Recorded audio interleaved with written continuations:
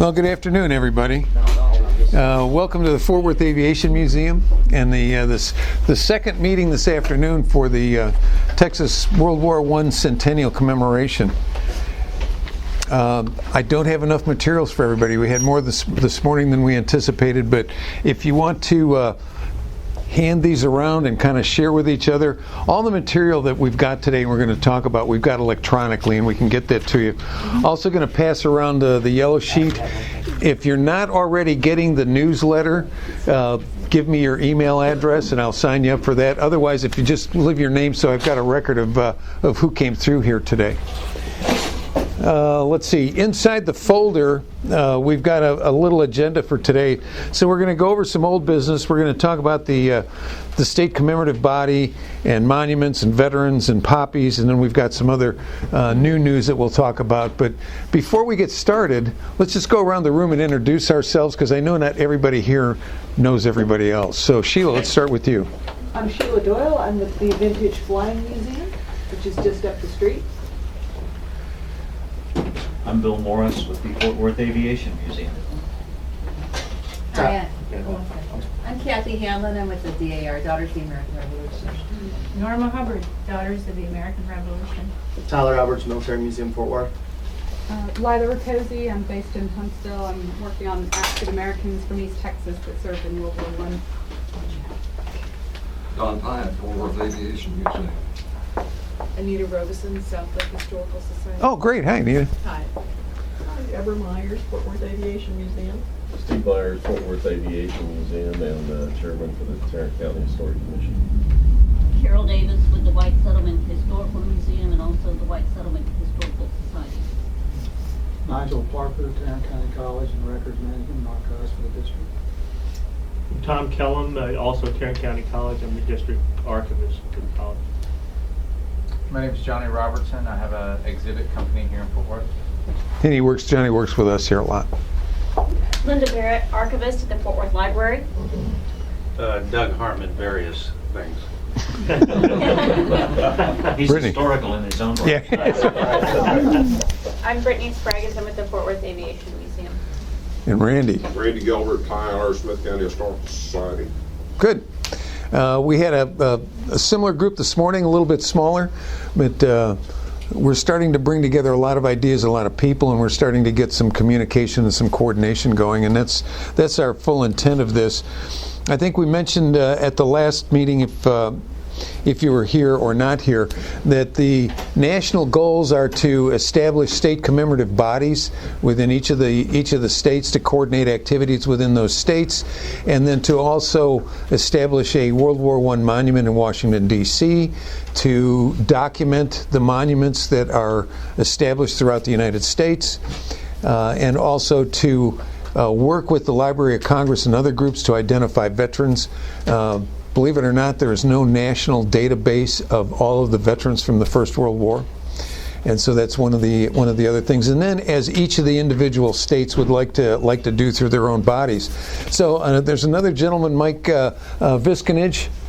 Mike Visconage lives down in San Antonio, and he's been working down on the south end of the state, coordinating down there. So Mike has been working with the governor's office to try to establish the commemorative body that we've talked about. Governor Abbott decided that he did not want to sign an executive order to do that. The legislature didn't deal with the issue last year, and of course they wouldn't do it again until 2017 now, which is a little bit late for our purposes. So Mike has been working with the governor's office. He decided he didn't want to establish through executive order a state commemorative body. He thought that the Texas Historical Commission, that should be their job. So Doug and I and Mike had a conversation just 2 weeks ago today, actually, with John Now, John Crane, and Mark Wolf of the Texas Historical Commission, and they essentially have been caught off guard by all of this. I think that's fair to say. No, they shouldn't have been, but they shouldn't have been, but they were. So they had kind of come to us initially. Their first communication with us is, well, do you have a business plan? And so Mike and I have worked on it. We do have a business plan that we sent back to him recently, but before that we said, well, we've got contact with 80 people and organizations here within the state. It's now much higher than that. We're now in communications with about 60 of the different county historical commissions and almost 100 different people and organizations throughout the state. So we told them we're doing that. We have a website, we have a forum, we have a Facebook page, we have a Twitter account, we have a newsletter. And so we said, and so what's your business plan? And so they kind of did a fast shuffle and thought that, well, we could work through the regions. We could work together and partner with them and work through the regions and work through the medallion, the state magazine. And another thing that I think you've got in your folders is one of the other things that they've now tasked April Garner to use the mobile app that THC has to develop a World War I tour around the state. Met with April a couple of different times now, and she said they are really kind of behind on this. It's going to take them about a year to put one of these things together. They have very little knowledge and resources to be able to do this tour, so they're going to be looking heavily from the community, meaning all of us within the state, to help them put together this mobile app. And so we're going to be able to do that. So that's kind of where we are in the commemorative body issue. The next thing we're going to talk about is the monuments. And anytime you've got any questions about anything here, we're real informal. Please just shout it out or whatever. And we do have some refreshments back there if they haven't been completely gone through yet. But the next thing we want to talk about are monuments. Randy Gilbert is with us today, and out of this communications coordinations issue, to spread the word around here, we found Randy, and it turns out that Randy has been working by himself in solitude, building an enormous, very impressive database of the monuments and things that are here in the state. He's willing to share this with us, and I'm not going to say too much more. I'm going to let Randy go ahead and present his information. I'm from Tyler, and I guess to get the dirty secret out in front, I'm a lawyer who practices law, support his history habit. And we like to travel alone and not in groups or not on tours, and sometimes it's difficult when you're doing that. You have to plan ahead if you're looking for sites. And several years ago I got off on a historic mapping penchant that has become more permanent now.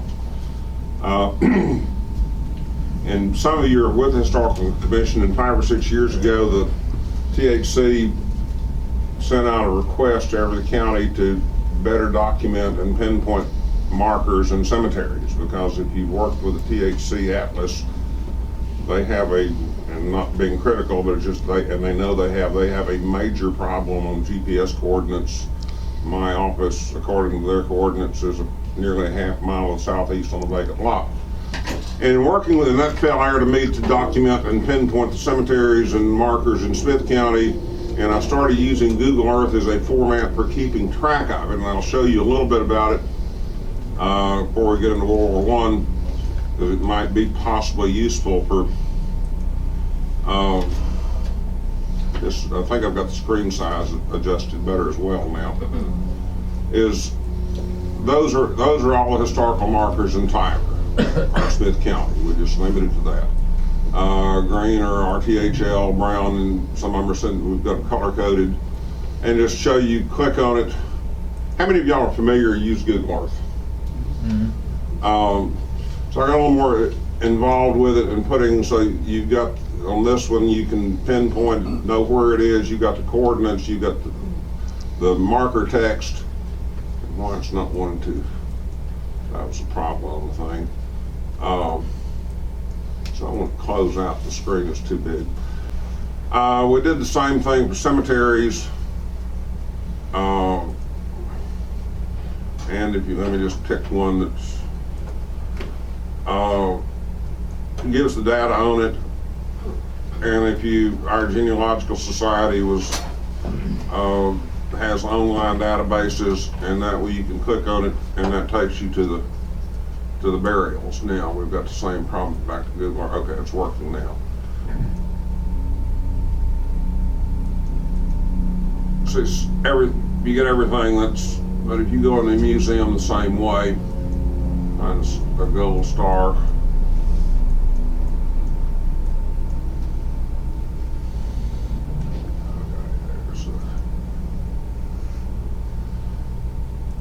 Same thing, the information on that one, unfortunately, the website's in French. But it gives you the option. So once that was done, now we've got a target for where we can go in France. Won't see anything, but by golly, I'm not going to miss it if we go.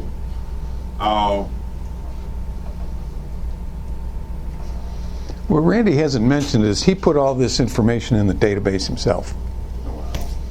And this is all available to you. And it's a good test for the accuracy of the, there's barren field at Everman. And those maps get a little grainy because if I get a higher resolution map, they would be clear. But you can see there's the field. You can see that the map pretty well closely overlays in terms of streets. And something Bill pointed out, if you look right there, you can see the row of hangars.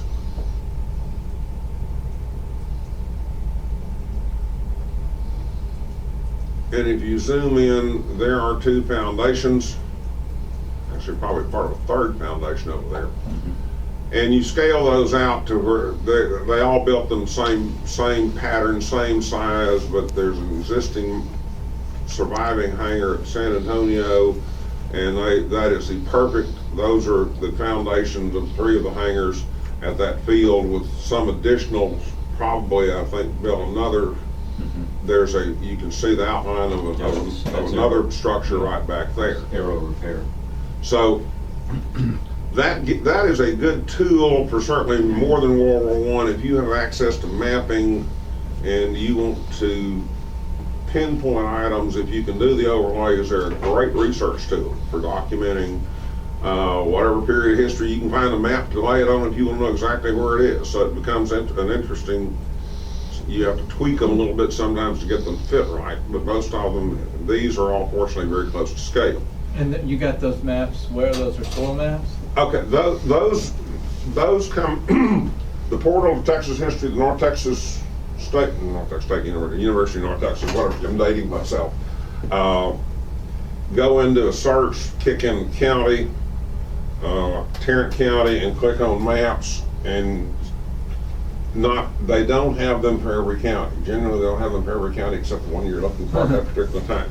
But fortunately, on Tarrant County, it's a 1920 map, and experience. I know the Smith County map is dated 1917, but from a particular road routing, it was drawn before 1915 because they show the road as existed. I can date when they built a new bridge across the Natchez, and it's a different bridge. So did you cut those little patches out? Yeah, well, I mean, on that it becomes, you can save it as a PDF, and then you have to convert it from a PDF to a JPEG. I think I've got I can download instructions. It's a little, basically it's all you need is a good JPEG. Sure. But this one becomes, because you can't, you're pulling out sections. Yeah, you can basically just go into it and zoom in and print the portion of the screen, and then there's a free online program to convert PDFs to JPEGs and convert that, and then you can treat it as an ordinary photograph. Sure.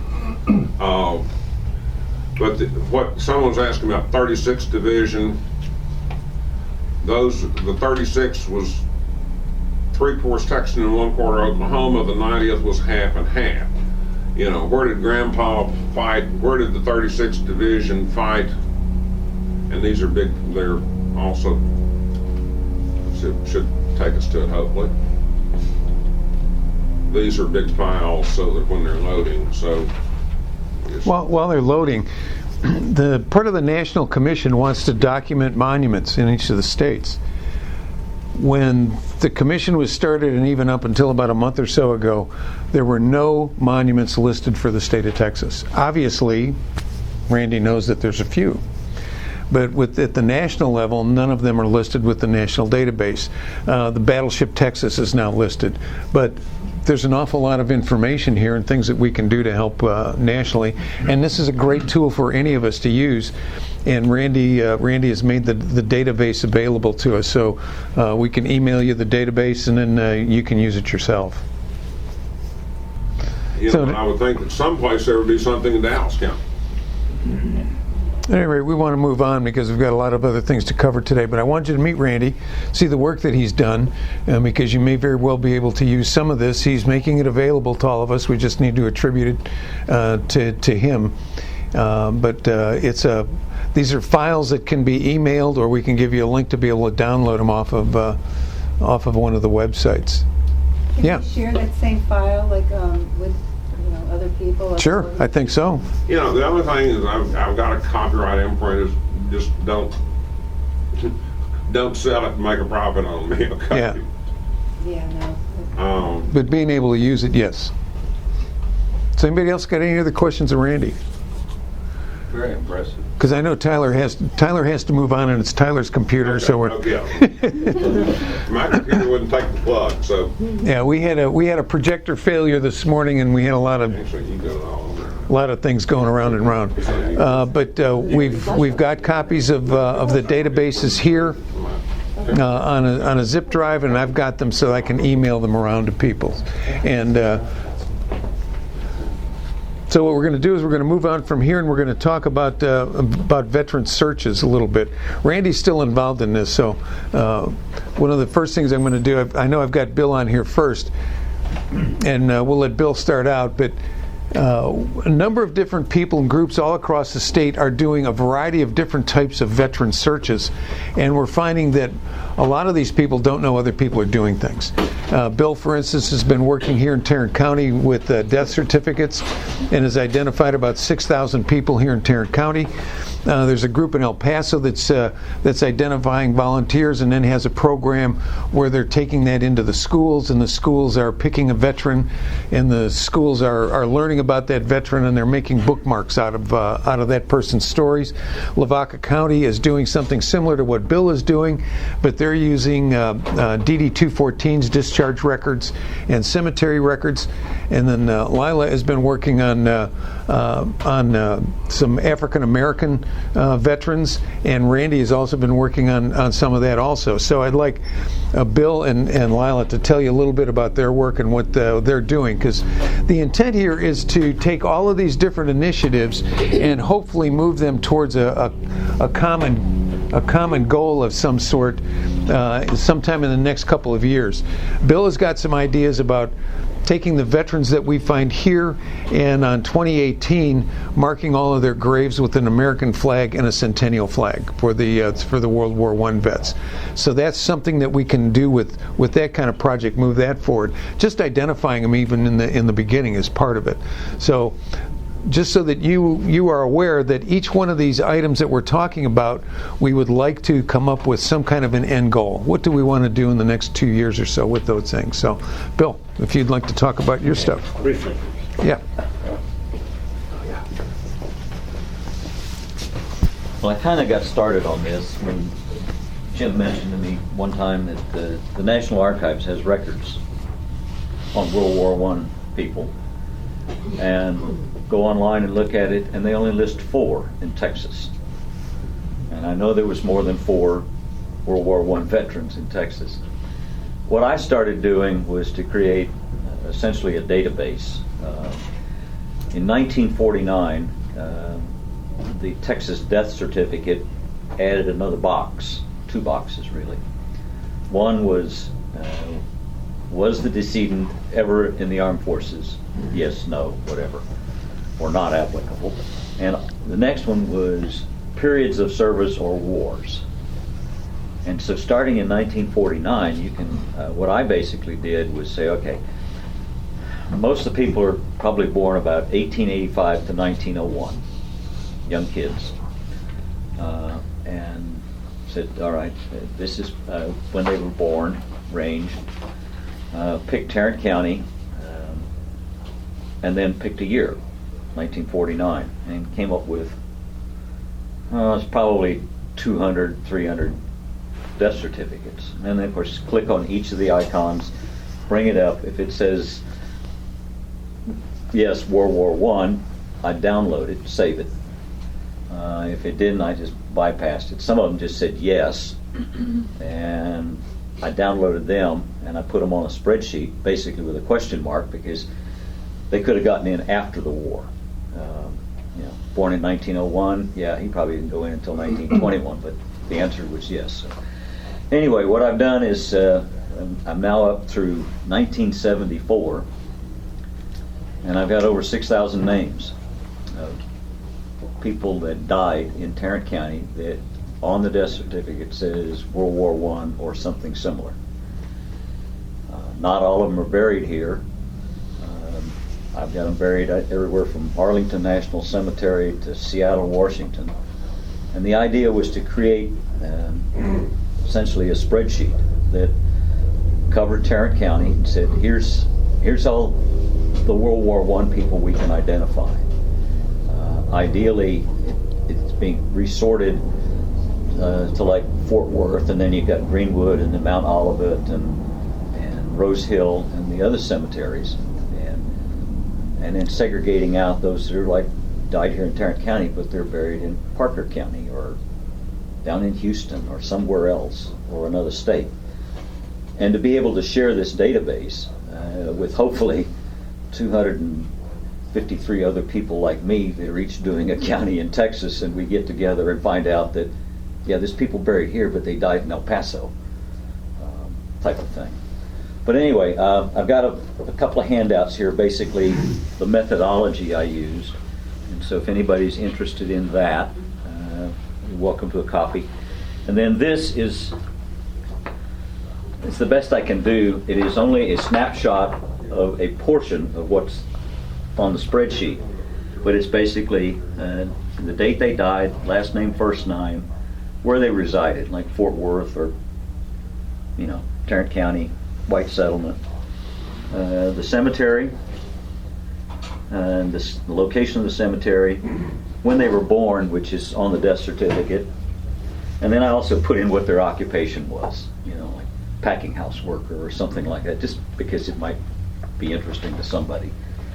There's also a couple of other notations on here. Finding a lot of African Americans. You never see that in any of the books, but in Tarrant County alone right now I'm probably over 600 that are buried here in Tarrant County that served in World War I, and they're largely forgotten as far as I know, and I think that's a mistake. But my goal was, at least for Tarrant County, to come up with a database that on November the 11th, 2018, we'll be able to put 2 flags on every grave. And one will be a large American flag, and the other, as Jim said, would be the Centennial logo flag, to identify them as World War I. And, I don't know how many times you go to the cemetery, like around Veterans Day or Memorial Day, and you look out and you see a few flags just sort of stuck around. And I'm looking at Greenwood right now is going to have literally hundreds of flags. And wherever you stand, you go. All of those are World War I dead. And so anyway, the database, once I get it all sorted, hopefully Jim's got contacts in the other county historical commissions, and we can get them their piece, and hopefully they would do the same thing and send me the stuff that they have on people that are buried here. And we captured everything. Yes, ma'am? Have you worked with Liberty Memorial Museum in Kansas City? No. I'm from Missouri. Yeah. My grandfather was in the 89th Division from Northeast Missouri. Uh-huh. And so I've used that resource a lot. It was established a year or two after the war. Mm-hmm. It has a fabulous collection, including these company booklets that were put together by Army PR in about 1919, Mm-hmm. my grandpa's case, when he was in Belgium in the Army of Occupation. And it has, lists of everyone in the company and their hometown, and pictures of them, and a recap of where they fought. Mm-hmm. And I would think the 35th would have had. The 36th would have one. 36th would have that kind The other thing that Texas has too, in addition to doing the death certificates, the second level search is the Texas Military Museum at Camp Mabry in Austin. has over 200,000 service cards for everybody that served in Texas, or enlisted or was inducted in Texas. And it has the name, age, where they were from, what units they were assigned to, when they got promoted, when they went overseas, when they came back, and when they were discharged. And so what I've gone through is start with the death certificates, and they say, yes, World War I. Now I go into that database, type in the name, boom, there's the service record. And that's all that information is on here. Like this one guy, he's was a private, headquarters company, 144th Infantry. Got in 4 June 1918, went overseas, came back, and was discharged 30 April of 1919. But there's, on that one individual, the whole line of him, where he's buried, and documented, yes, he did serve. And you can come up with some, and there's blanks in here, because I look at it, here's the poor guy dead, and the family says, oh yeah, he fought in World War I. So they check the box. And that is not always the case, so. Anyway, it is a cross-reference, and anybody is welcome to a copy of this. I can pass them around if you want you to. Sure. And then also, this is kind of my methodology. How I Just one. Well, you can just pass them around and bring them back if you I don't think need all of this is a great opportunity to personalize who these people are. And I think that, you may have mentioned at the other meeting, you're standing talking to Steve Murrin. Steve Murrin, his grandfather. Yeah. Bill Davis's, whether the grandfather, whatever he fought in World War I, was an aviator. So I think as we move forward, I think if we can kind of identify some of those that are, were relatives of some of the well-known people of Fort Worth, not that they all have to be well-known, but I think it's the kind of thing, you get a lot of human interest, attention, to that. There's that. In fact, Halton Jewelers. Yeah. Oh, yeah. That. Down here. Thanks, Bill. Yeah. Appreciate it. Yeah, super work. And what Bill's done is a lot. It's 6,000 people, but there were a total of about 200,000 Texas veterans. So there's a long way to go to try to identify these people, or as much as we can. Yeah, Carol? Where is the database going to end up? Will it be on the Tarrant County Historical Commission archives? Probably for now we have it. For now we have it, and what we are doing is we are making a lot of these resources as we're finding them. We're making them available on the Texas World War I Centennial Commemoration, it's a mouthful, website. We've got a resource section. Yes, yeah, and so we're doing that right now. So there's a lot here. There's a lot of information that we can develop. Lila, would you like to talk about what you're doing, please? Get a question. Yeah, go ahead, Nod. Check with the National Archives. Did you just look on their website, or did you contact NARA or go out there? No, it was what was on the website. It was. It was the Library of Congress website. Congress, yeah. They've got a Veterans History Project, and so one of the first things I looked at is what do they have on Texas in the First World War? Well, they had 44. And I thought, wow, that's not very many. And the more I started to look at it, most of those people weren't from Texas. They only served here in Texas. And so when we dug a little bit deeper, we found out that there are only 4 Texans listed with the Library of Congress. They want to have collections. They don't want to just have a person's name and a death record. They want either a video, or and they don't even want copies. They want everybody's original documents. So if your grandfather, your great-grandfather... You have to have 10 documents. Yeah, you have to have 10 documents. You have to have a collection. So I'll give you an idea here in a minute as far as what we're looking at, some of the things we're looking at right now to be able to collect this data and kind of personalize it. But Lila, if you'd like to come on up, please. Well, some of what I'll talk about touches on Let me get back here out of the way. saying as well. I started my project on African Americans from East Texas in World War I about 4 years ago. And it started off as most projects do, very small, modest. I'll just do this little thing and then I'll be done. And that was going to be a photographic survey of African American cemeteries in Walker County, where I'm from, and specifically looking for World War I veterans. And my background is not in this at all, so I don't even know why I kind of fell down that rabbit hole, but I did. I knew nothing about African American veterans in World War I, as probably most of you in this room would admit to, simply because when it was taught to me, it was about white men in funny mustaches going over to, France, always France, never any other fronts. And so I just thought, okay, well, how many can there be, African American men from my county? Well, we're now at, I say we, my mother's helping with some of the research. We're now at over 550 African American men from Walker County. And just to give you an idea, if you're not familiar with Walker County, in 1917, 1918, it had less than 20,000 people, and that's people, white and black. So to have over 550 African American men is pretty remarkable. And also, of course, none of this is remembered, certainly in my county, and I'm sure other counties and other states have a similar story to tell. From there, the project sort of grew. It grew to 5 counties. We're now at 17 counties. I think we're going to stop there for now. And they're all in East Texas. We've got an accumulative number of over 5,000 men. That will, I'm sure, double. And of course, we're using the Camp Mabry cards as well.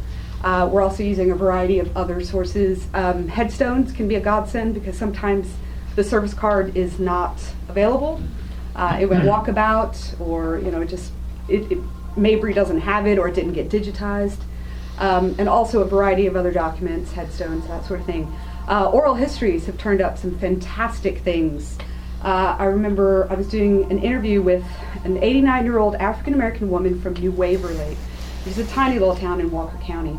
And I was trying to get information from her, and I was early on in my research, so I was like, just the facts, ma'am, tell me about your dad.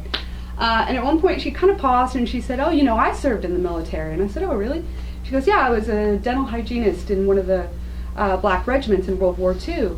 And I said, oh, well, that's fantastic. And then she paused and she said, my dad was so proud of me. He always thought it'd be my brother that served, but it wasn't. It was me. And I actually got goosebumps because you could see sort of the legacy of World War I service.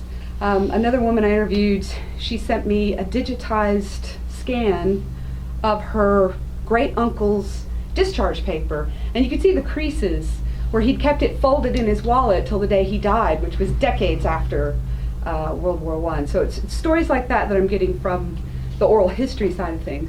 So where is all this going? Well, part of it is I'm working on a manuscript, but in addition to that, what I'm planning on doing is having a traveling museum exhibit, which hopefully will be funded by Humanities Texas, and which is being sponsored by the East Texas Historical Association. And it is designed to travel throughout venues in East Texas and do a variety of things. One is to, this is really crazy and or ambitious, list all the known names known to me through my research of East Texas African American men who served. So kind of a Vietnam War memorial style where you walk in and you just see thousands of names listed alphabetically by county. And I also want to do something with the traveling exhibit that is thematic, so that in addition to seeing all these names, so that let's say I'm the great granddaughter of somebody that served, I can go straight to the county at the wall, find my ancestor's name. And what I want to do is to have a feature where, if you want, there will be an iPad or some other electronic device where you can actually pull it up, the scanned image of the military service card, and you can have the option of emailing it to yourself. So you can have your ancestor's service card emailed to you. Now, most people visiting are not going to be an ancestor, but I still think that they can get a lot from it. For example, I want to have it color-coded so that men that served in combat units pop with a certain color. Men that were injured, for example, injured or died, also have a certain color. Officers, I had no idea that there would be as many African American officers as there were. For obvious reasons, they're much smaller than, say, their northern counterparts, which incidentally, I want to quickly say, that was one of the things that drew me into this. When I started doing reading on the secondary literature about African Americans in World War I, I'd say about 90-95% of it was about northern African Americans. Chicago, New York, quite a lot on the Harlem Hellfighters. And that's fantastic, that's great. But I was really kind of starved for, well, what were Southern African American men doing? And for the most part, the standard narrative is, to put it charitably, somewhat dismissive. They're kind of written off as being unskilled, uneducated, just labor, that sort of thing. Never mind that that labor was instrumental in helping to win the war. And what my research is showing, which is really surprising, is that a certain percentage, a surprising percentage, were very educated. Prairie View, Tuskegee, Fisk, I'm seeing these come up in the records. My first officer that I found was from Walker County, so I did a little, yeah. Military police, I have mechanics, I have all sorts of really interesting positions. So it's too easy to just kind of write these men off as being, oh, they were just stevedores, or they just, hauled things. Yes, that was going on, but the story is actually much more complex and much more interesting. So that's what I want to do. Another part of the research, besides the traveling exhibit, is a website. So I have a company that's designing a website. And depending on whether or not I can get around the copyright issue and if they'll work with me, I'm hoping that, I've spoken briefly to Mabry and they're fine with it, but I don't know how Family Search will be. I want it to be sort of a research tool so that you can go to this website and you can say, how many African American men from East Texas were in combat units? And it will pull that up. It will actually show you the percentage. And then if you want, there will be a list of names and you can click on a name and you can break it down by county level, or, that's kind of where I want to go. That's what I'm working towards in terms of having it be a research tool to try and combat some of the stereotypes about Southern African American war service. I also am covering the home front. One thing that I'm really keen that we not lose sight of, and I hope we won't, I don't think we will, is that there was a lot of really horrible stuff going on in terms of race relations during this period, and I think it's really important that we not lose sight of that when we're talking about World War I and this centennial, because you have race riots, you have lynchings, you have all sorts of negative going along with some of this positive, because some communities did pull together in various ways. So that's kind of what I'm doing, and I'm looking forward to kind of tapping people's brains and networking and whatnot. Have you seen Rick Seltzer's book on Fort Worth down in Camp Bowie? No, I haven't. There's a whole section in there about the African American troops that at Camp Bowie, and it reflects a lot of the kinds of issues that you just talked about. Because most of my southeastern men were going to Camp Travis, so the bulk of what I've been looking at so far is Camp Travis, but Camp Bowie is next in rotation for me to have a closer look at. Interestingly, I'll share a little thing. I was up at National Archives and I came across the correspondence between the base hospital at Camp Travis and the War Department. And it was interesting because it was at the height of the influenza epidemic, and the War Department in Washington, D.C. it was a series of correspondence that went on for months. And the War Department was saying, are you housing black soldiers with white soldiers? Because we have reports that that's what you're doing.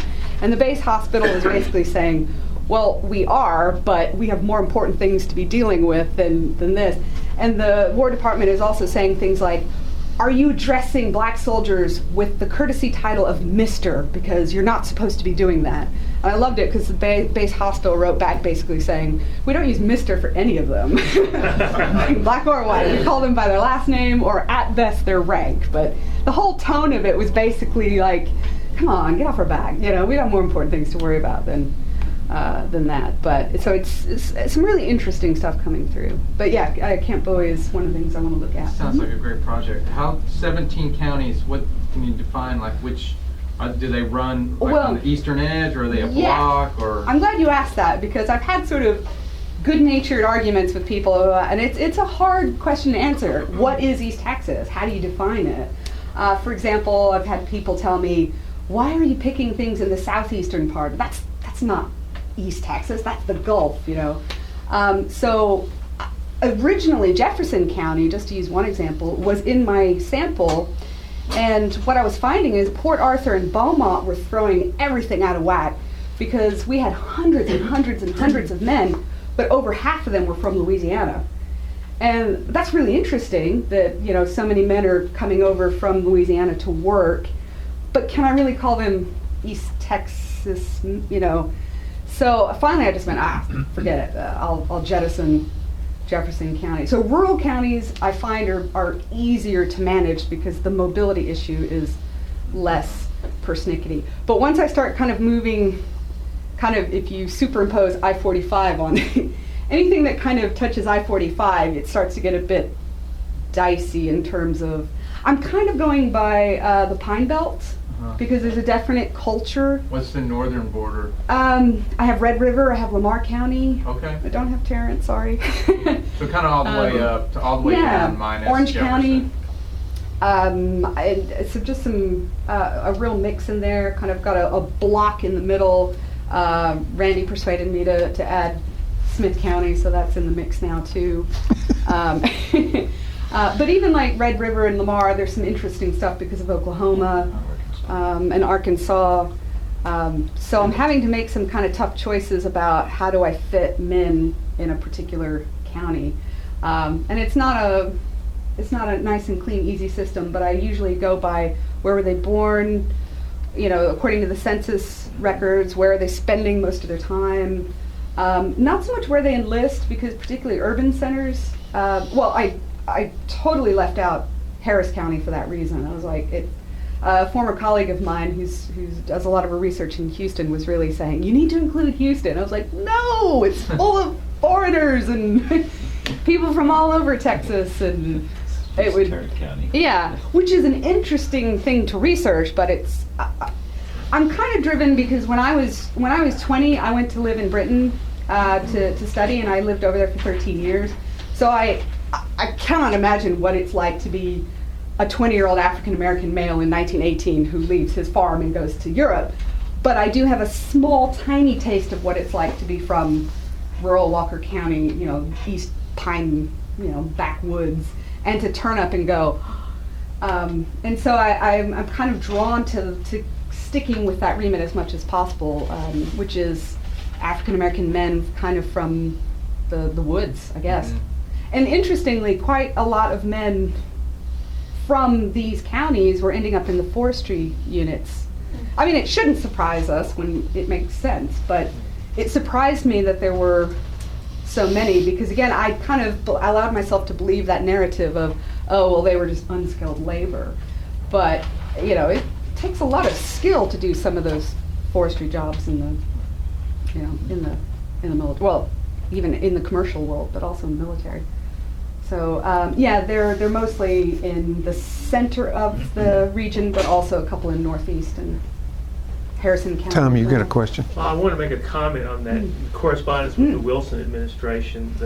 Prior to the Wilson administration, the federal government was not segregated. I mean, they didn't have separate bathrooms or drinking fountains. And when Wilson came in, he vigorously enforced segregation throughout the federal government. So they were sending out these obsessive letters to, you know, everyone, insisting that they have strict racial separation and address African American people as you know, without, you know. Interestingly enough, we know what caused the panic for the War Department for that particular incident, which was a white officer in I believe it was the 36, was visiting one of his injured soldiers or sick soldiers, and while he was there, he personally witnessed and wrote a letter of complaint further up the chain. So it was an actual.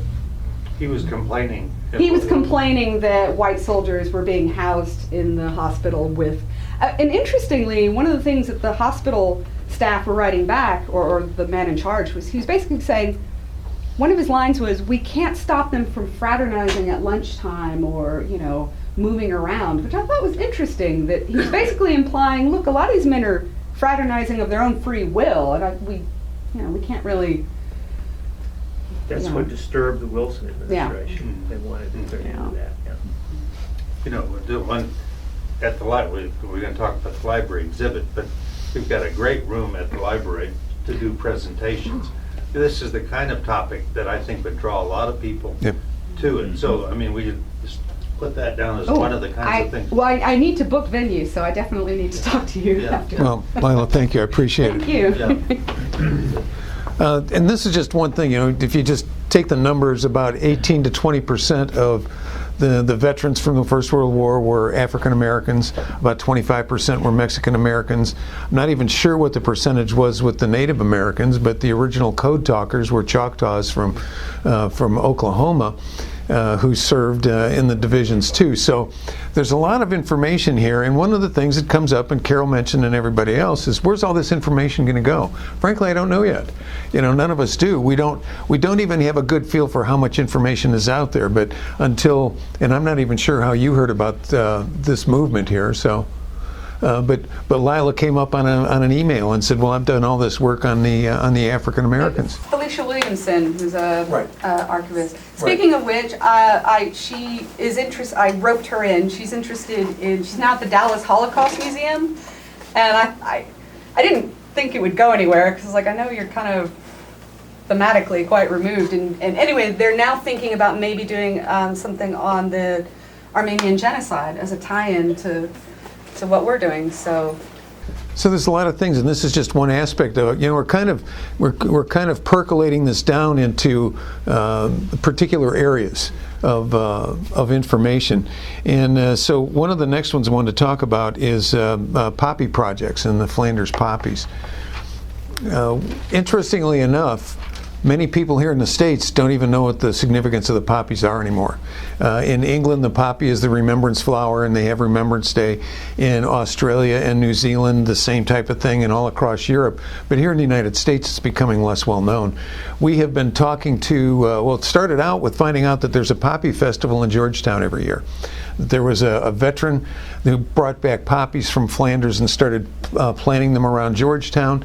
And about 15 years ago or so, they started a poppy festival. So we started to talk to folks there and find out where the poppies are coming from, where the seeds are coming from. So we're starting to develop a project where we can we found where we can get the source of seeds for the poppies. We found a source for packaging so that we can do our own packaging here with the World War I logo on it.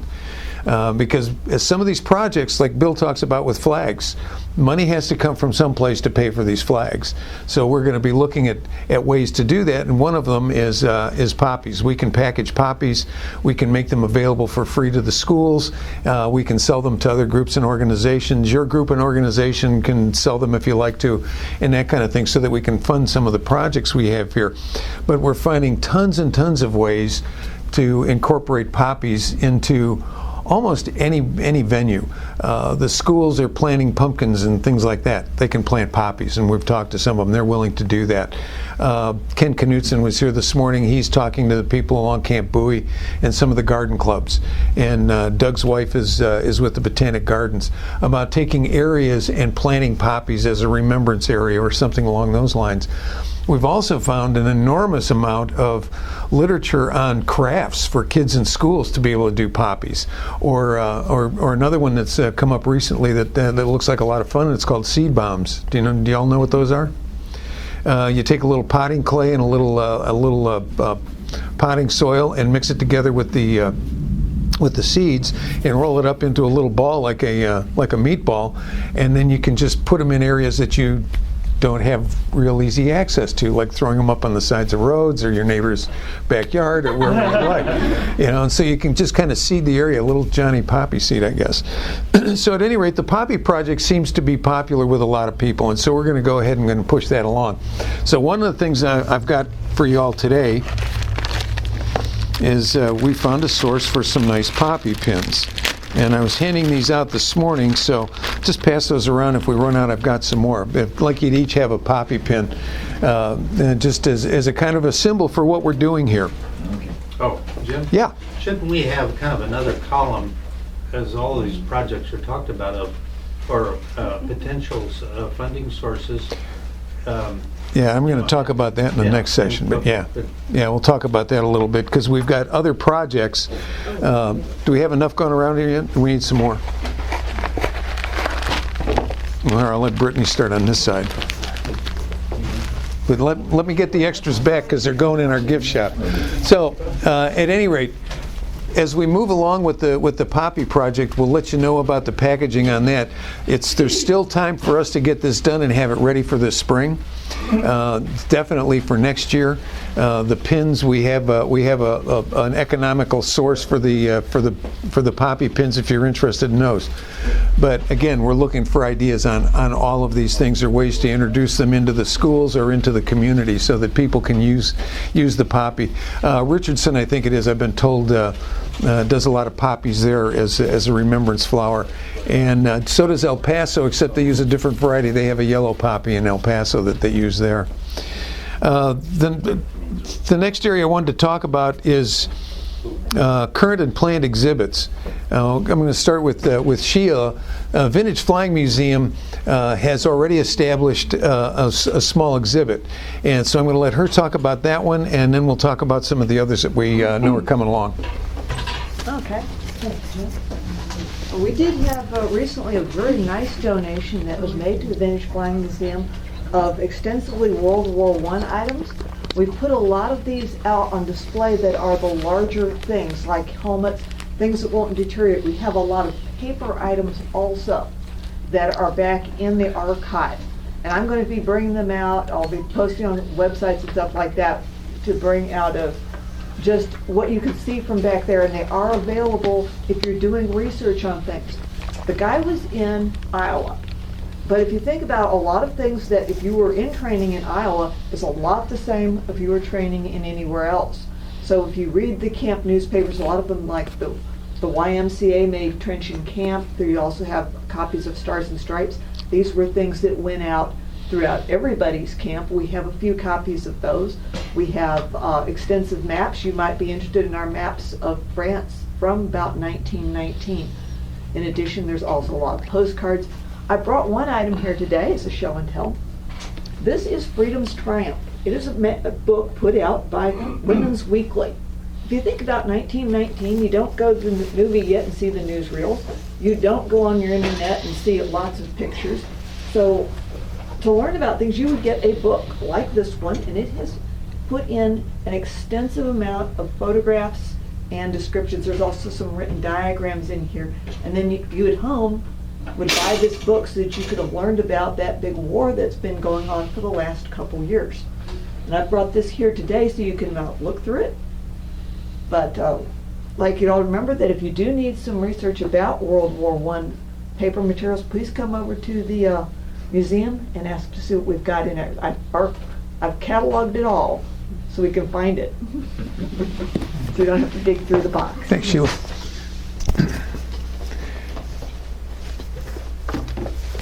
So we're finding, partly through the communications and the coordination, we're finding that there have already been some exhibits that have been done. There's some others that are being planned. There's some that are in existence right now. And so we're going to use the website as much as we can, the Facebook page and the website as much as we can, to be able to make this information available to everybody, whether it's a resource that we can put in the resource section where you can download that and use it, or whether it be a calendar with events and those kinds of things. So the website and especially the forum are only as good as we use it. The forum can be set up with any type of different board. We've got some right now on veterans initiatives and things on monuments and a whole slew of other topics. They're there to be able to communicate back and forth between people who are interested in that subject and want to connect and share information. So I encourage you to use those. One of the other things is Doug has gone ahead and he has reserved space at the Central Library downtown. It's the glass cabinet, right? Isn't that the one we're talking about, or is it? No, the gallery. Oh, we're talking about the gallery. I'm sorry. I thought we were talking about the glass cabinet. So we're talking about the West Wing, right? Isn't that what you guys call it? The main gallery. Oh, the big main gallery. Okay. If you haven't been downtown to the Central Library, there's a big main gallery, and it's really spacious. We did a couple of book fairs down there and that type of thing. But Doug has reserved that space for May through October of this year. No, 17. 17. I think it's 17. 17. Oh, 17. I thought it was this year. Oh, God, no, So you're it's- having a heart attack. Okay. All right. Well, that's okay because I thought it was this year. So. No. We got time to plan. Yeah. Okay. Good. More time. So that's May through October 17. Yeah. Okay. So, at any rate, he's reserved that space ahead of time. So the intent with this is to have all of us bring things in to add to the exhibit and the display. Whether that be the aviation aspect of it. Tyler Alberts was here earlier. He has the Military Museum of Fort Worth. The stockyards are doing a small exhibit right now on the impact that the war had on the stockyards, and so we'd like to bring this all together down at the Central Library. A couple of things with all of these projects is we're going to need people to do some of these things. It's not going to be a sit back and let me know when it's ready kind of thing. We're going to have to get involved to make this happen. Some of the other things, and Doug started to bring this up, is some of these things are going to cost some money. So with the exhibits and the displays, whether that be having somebody come in and build the displays or do the interpretation or do some of the visuals, whatever it is, there are going to be funds that are going to be needed for a lot of these things. Poppies will only take us so far. The pins will only take us so far. So one of the things we talked about at the last meeting is trying to identify companies, for instance, who've been here for 100 years, because they have a vested interest in this. The stockyards have been here for over 100 years.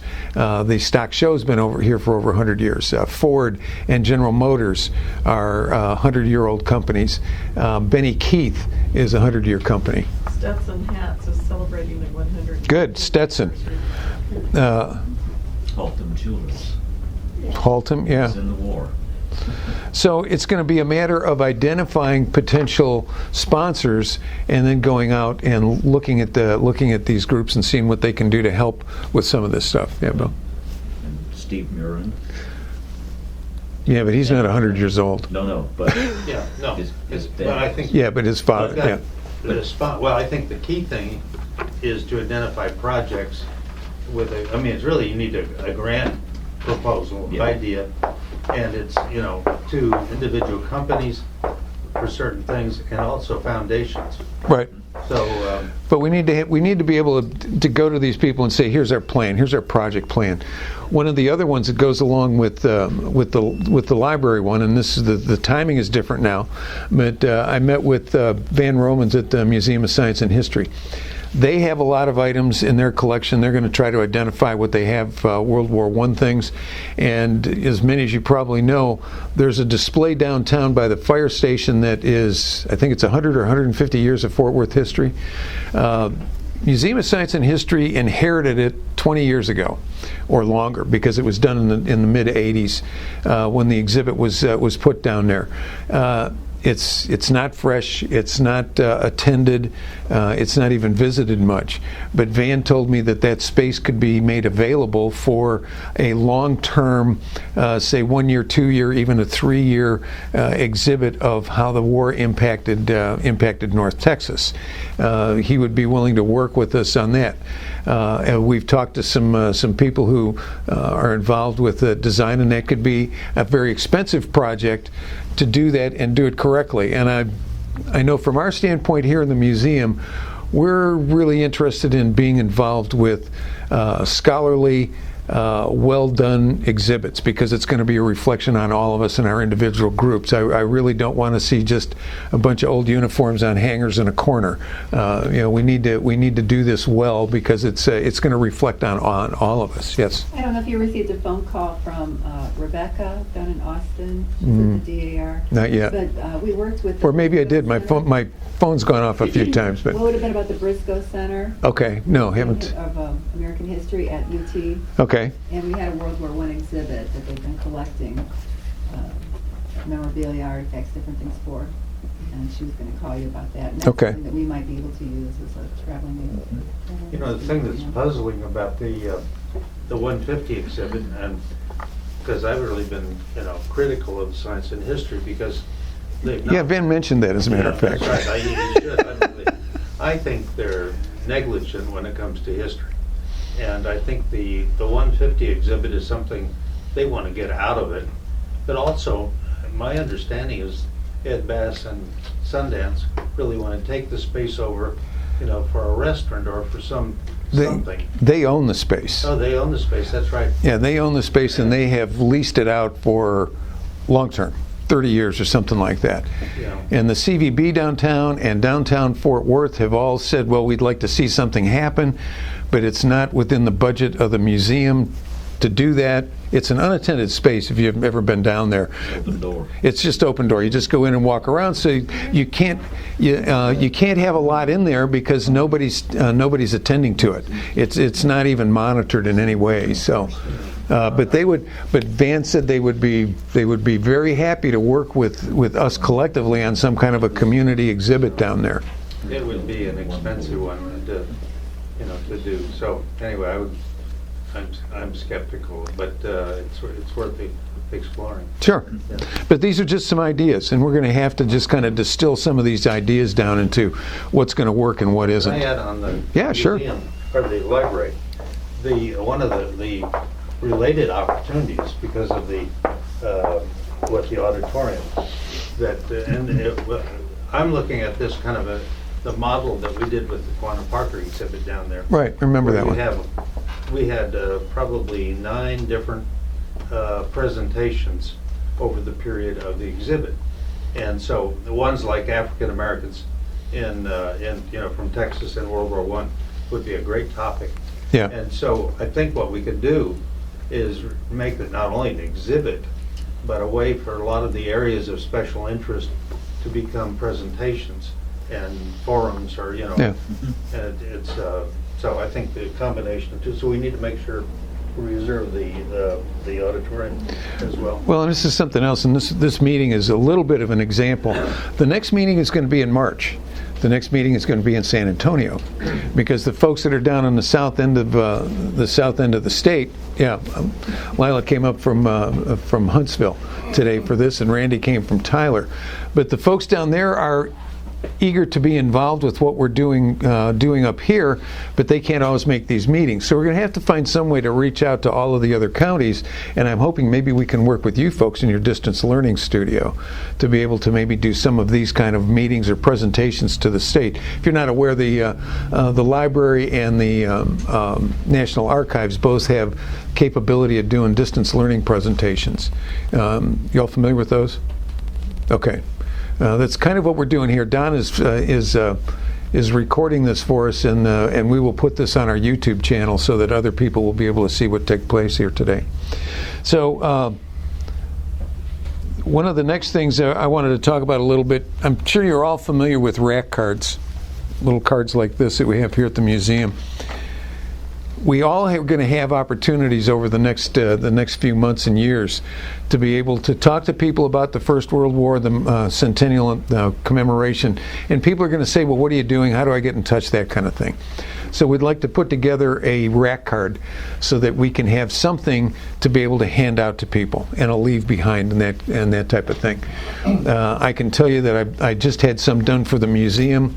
We had 10,000 of them done, and we were able to get it done for under $500. So if anybody's got better sources than that, great.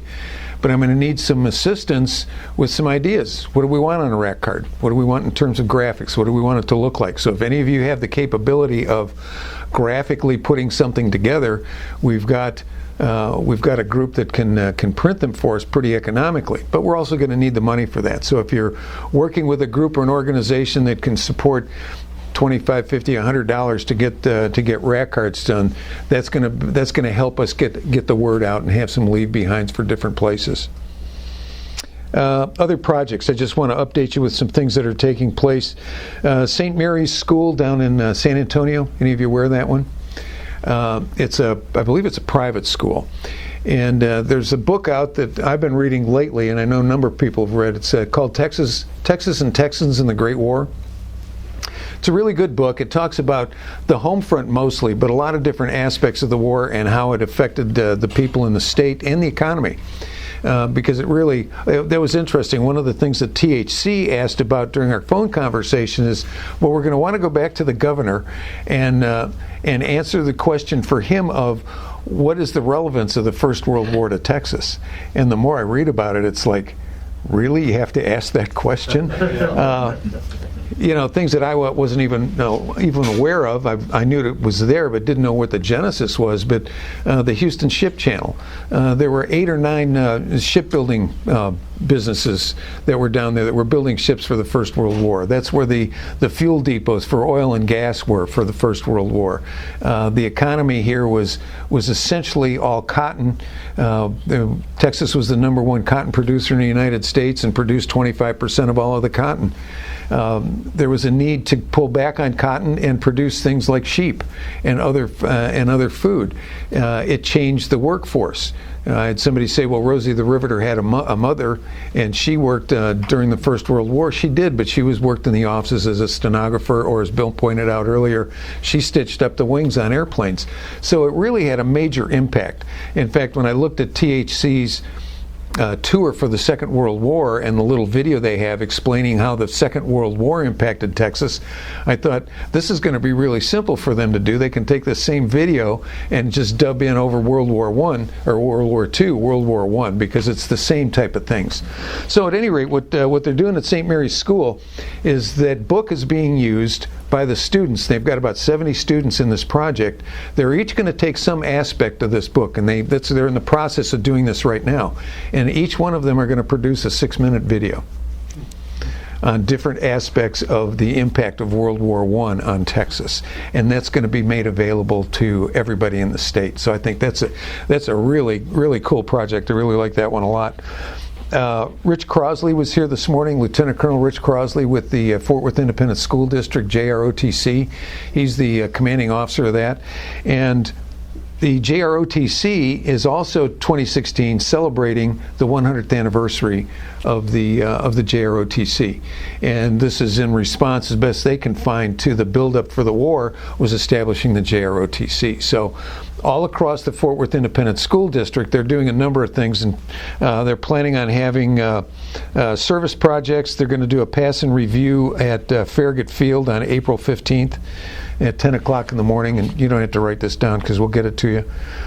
There's talk about maybe taking this year's Veterans Day Parade, or the one in 18 rather, and doing it as a recreation of when the troops all came back and marched through the city. We've got a bunch of postcards up on the website right now, or on the Facebook page of that happening.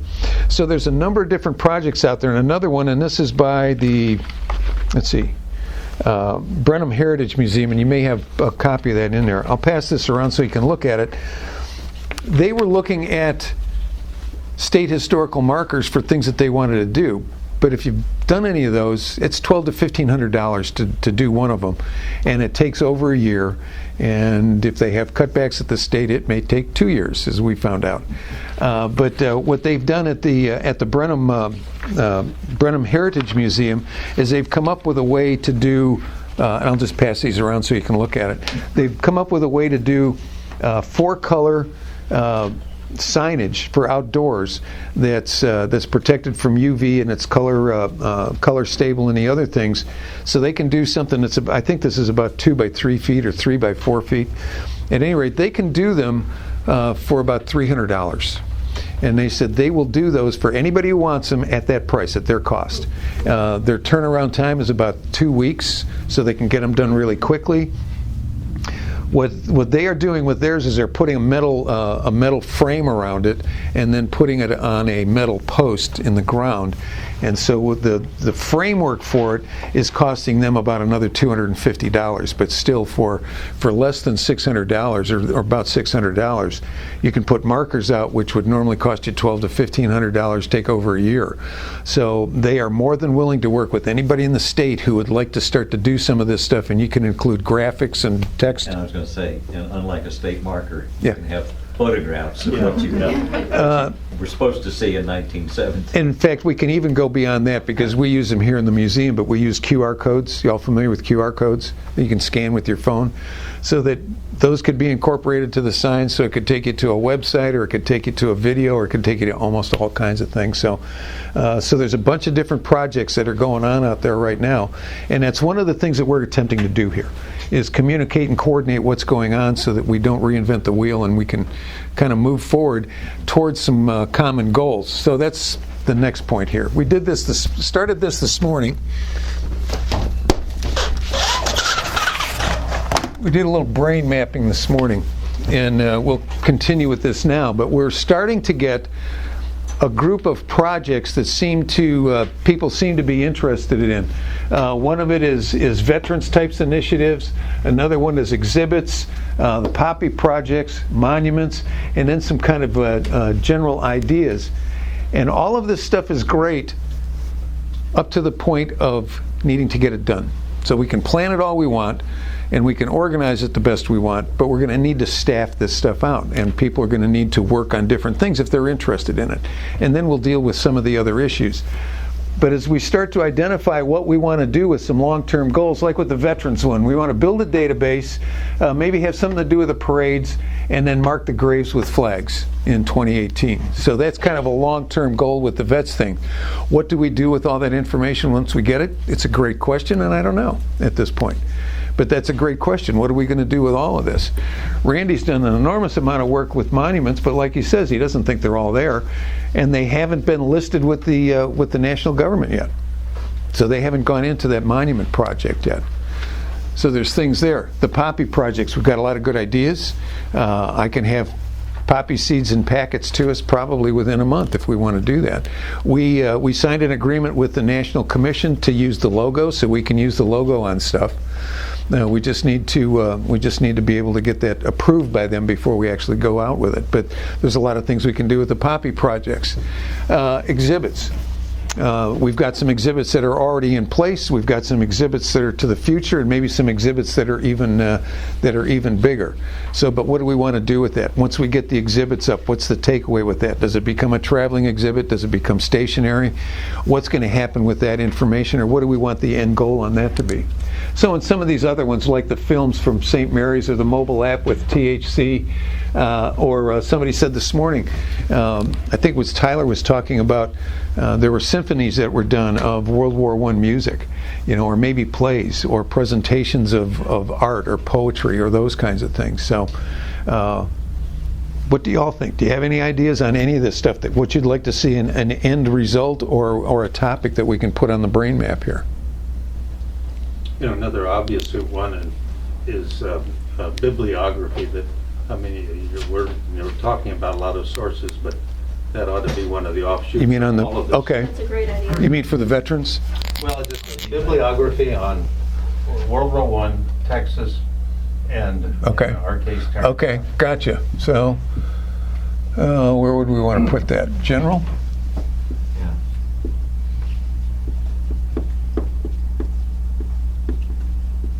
Okay. Anything else? Yeah. Academic departments.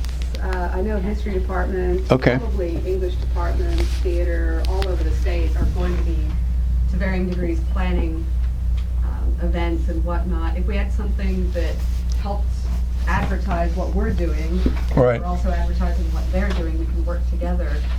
So I've been in talks with some of the universities that I have contact with in my area, but it'd be helpful if people from other parts maybe forge some links with their nearest university and some of the obvious faculty departments. Good.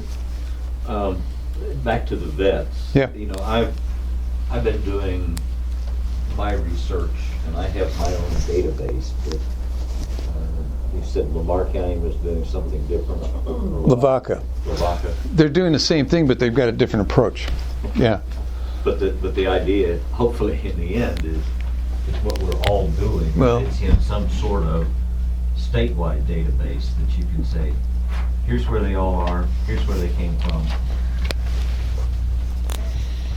Well, and all of this is educational. In a way, you could put a big circle around it, but I think specifically, and this is one of the goals of the exhibit library, is education at the public school or private school level. And I know we've talked to the Imagination Celebration about putting together educational packages right. for schools. Well, we've been talking to that. We're even talking to some of the school districts now about.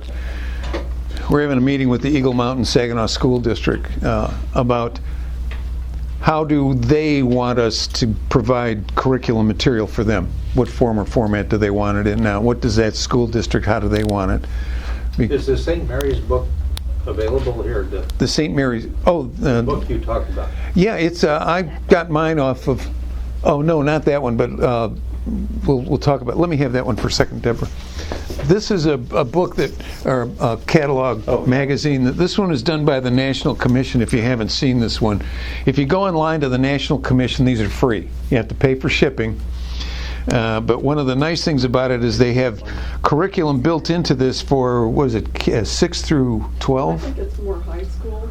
Yeah, it's like 6 through 12 or 8. Well, this is grade level 6 through 8. It's keyed to Common Core, but there's a curriculum already in here, and the school teachers like this. The one that you're talking about, I got it through Amazon. Just went online and got it, and I don't remember the author's name, but it's called Texas and Texans in the Great War. There are a bunch out there. We dug up one that we found that's over 600 pages, and it's something like Heroes of Texas in the Great War from 1920. And it's a PDF file. I can make it available to you. I was telling Bill, I just converted it to a text file so that we can actually search it and find names, because it's like a yearbook. It's full of pictures and small bios and names of people all over the state of Texas who enlisted. It's not 200,000. A lot of them are from Dallas County. But they're also from all over the state. So we're finding sources for some of this. But that's a good book. Thomason's book, Fixed Bayonets, I think it's George Thomason from downstate, was a Marine, and he wrote this right after. It's Parker County? Okay. Walker County. And he wrote this book called Fixed Bayonets, which is considered to be one of the best writings on the war in a small unit venue. But it also includes his drawings. And Ken Knutson was here this morning. A lot of his original artwork is at a museum. I guess it's done. It's Sam Houston State University. Yeah. In their And special collections. Kent is talking to the Carter Foundation to see if there is some way they would be willing to or be able to borrow some of that artwork and bring it up here and put it on display. So, like I said, there's lots of things going on here right now. And I would think too, Jim, that like the vets research and Yeah. monuments research, those would be naturals for the exhibit at the library, Right. because Yeah. if they could be formatted, there's kiosk programs that can be integrated into some inexpensive tablets, and they can be sort of so it becomes more integrated. All of your initiatives can kind of become more integrated. On the exhibit thing, what I will help to do with the help of the library. Oh, do I get to put your name down here under exhibits? Yeah, Okay. Well, I think it's, you've got physical space. Yeah. And I think what we can do is identify sections, preliminarily, that will be, for aviation, for Camp Bowie, for blah, blah, blah.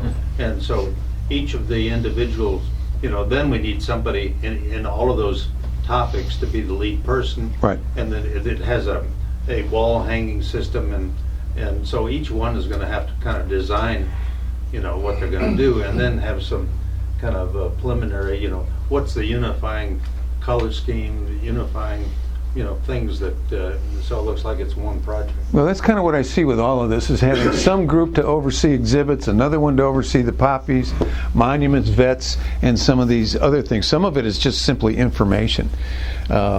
I'm not doing it all. Mike's not doing it all. Some of us are getting involved on different levels with this, but this is a long-term project. And I'm finding more and more value in this every day with the people I talk to and the things that I find out that they're doing, and just the impact on the state. We talk here about the impact that aviation has had on the state since first flight in 1911. But the First World War and what it did, some of the things with the African Americans in the newspapers and telling them, come on up here, we're going to like you better, as opposed to some of the things that took place here. And the way the Mexican Americans were just very easily assimilated into the military because they had been here anyway. But there's lots and lots of stuff here. Lots for all of us, and I think it's a good way for us to connect with the community and to bring the generations together of the young kids with the older kids. Some of you weren't here at the last one, but some of the groups in Connecticut, for instance, are doing oral histories with the siblings of the World War I veterans, because those kids, they're in their 80s now, but those kids want to tell their parents stories, and they don't have any way to do that. So I know the DAR is doing a lot of this, but also they're using middle school kids in Connecticut to be the interviewers of these people. So they're bringing those generations together. So the young kids are getting to learn what these people that they look at as being ancient old people, what they were thinking when they were kids, when their parents were off to war and doing that kind of thing. So there's a lot of projects out there, a lot of different things. So we just kind of need to narrow our focus down and what's important to us, what do we think is important for our community. But it's a way for all of us to be relevant to the community right now, and we've got a 2-year time period that we can use this with, and we've got a little bit of time to do some planning. So does anybody else have any other comments? Yes. Hi, William McWhorter with the Texas Historical Commission. Ah, William. How is everybody? Good. Been working for that. We've talked, I've never met you. Organic break. Yeah. To not only announce I'm here, plus Randy knows exactly who I am. Yeah, okay. So I didn't want to block his view or his discussion. But just quick background, at the Texas Historical Commission, there's one military historian, that's me. And I've been closing down our Texas in the Civil War sesquicentennial, been closing down the beginning of our Texas in the Cold War Oral History Training Workshop series. Still ongoing with Texas in World War II. So I was looking at what can I be doing as a one-person program, before the conversations with our chairman, with World War I. And I've had discussions with you on the phone, Right. the Scottish on the phone, Bill. Randy's called me. Bill Morris. Bill, have you and I talked on the phone? Yeah. Not only have we talked on the phone, you sent me great PDFs. I brought one with Barron Field right here because I wanted to talk to you if you were here. But a couple things just to add to there, and this was why I wanted to use the time to introduce myself, was consider including the TSHA. Oh, yeah, absolutely. Their annual meeting is going to be in Irving in March, this year. isn't it? In March. Yeah. But potentially, whoever their planning committee is for next year in 2017, having a Texas and World War I session, or at least some sort of booth in 2017, and then repeating that in 2019. I know they don't like to do the same thing every year, but with that 2-year span right there, might be able to do a lead-in to the Centennial and then capping the Centennial. Good, yeah. And another thing I was thinking of is using social media. We've got a Facebook account, we've got a Twitter account, we've got a website. I don't run any of those. We have staff that runs those. But I've been talking to them, how can we do some sort of social media post in April of 2017? How can we do something in June of 2019 or November of 1918? And where should we do those things? The monument at the state capitol, calling our sister agency, the Texas Parks and Wildlife Department, and seeing if they want to do something on top of the Battleship Texas at that state historic site.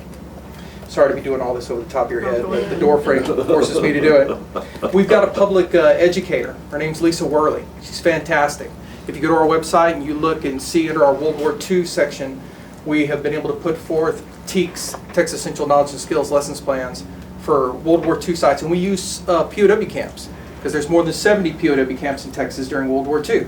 So all 14, 15 of the state's regions across the state, something that they would have in common might be a POW camp versus not a naval installation in all of them, not an Army post or an Army airfield site.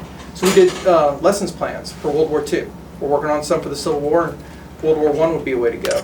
And then just another quick idea is one that I thought would be very beneficial, because we're not the State Library and Archives Commission, but we work very closely with them.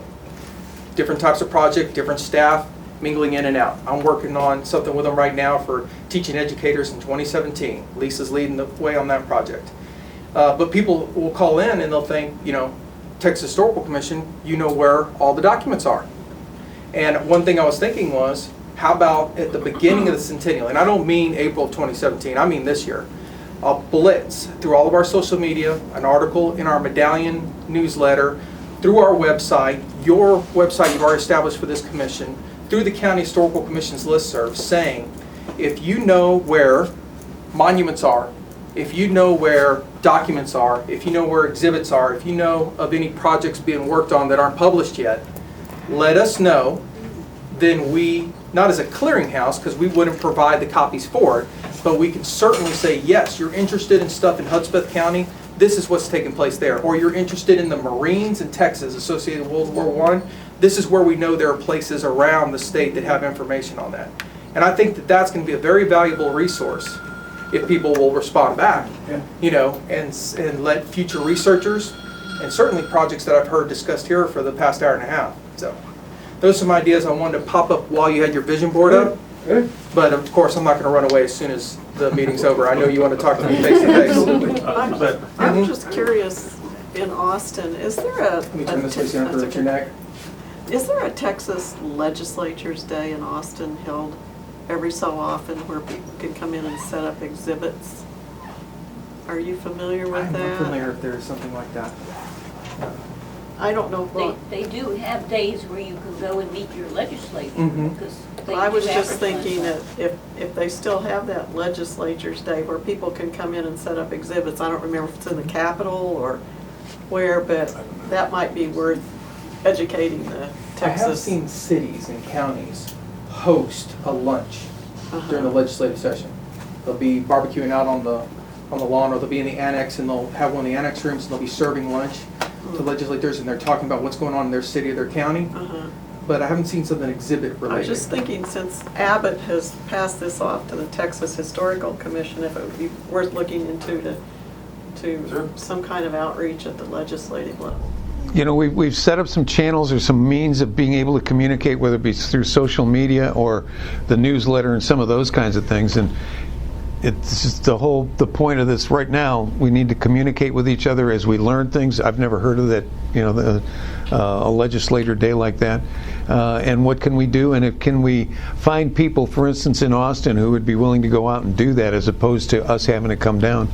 And what about the Texas History Museum? You mean the Bullock? Yeah, I'm sorry. You know, I was down there a few months ago and asked them what they had, and boy, their World War I exhibit is about this big. And I said, and I asked them, I said, are you planning to do anything more? And they pretty much said no.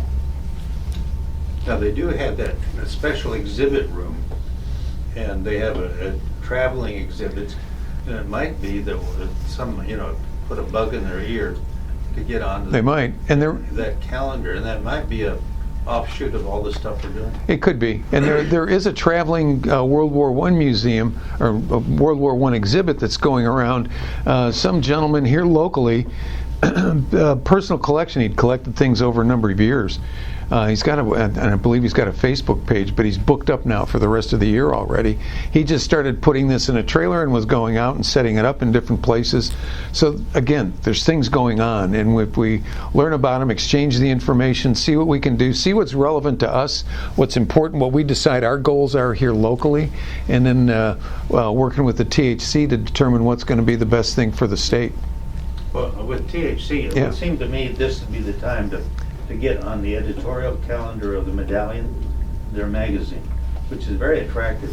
But I think maybe thinking of those kind of key dates, you know, toward the beginning. But I think having the Medallion have a focus at least 2 times over the next, you know, couple of years, that would be World War I. I think that would be a simple thing to do. Yeah, Andy Rhodes is our editor, and he's very flexible.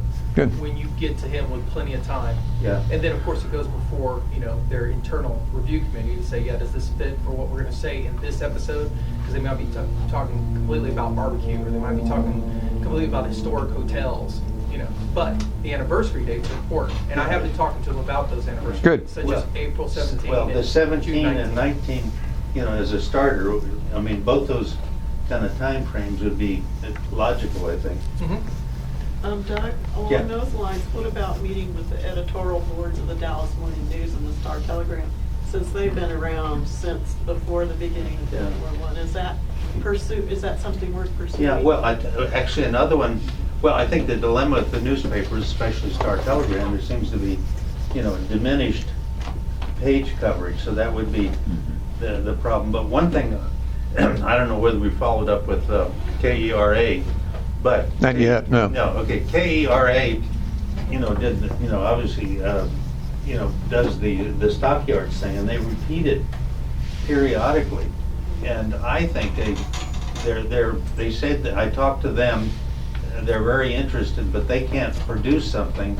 So, and whether this is something that would have to, come out of a grant, but it just seems like if you want to get big coverage, something at KERA and public film or TV in Texas would, I think, really pick up on. And there's so much great footage. In fact, the films on World War I are pretty remarkable. So you can, if you took pieces of those films and then had, and used that within an outline of, kind of why World War I is important to Texas, I mean, it would make a great show, I think.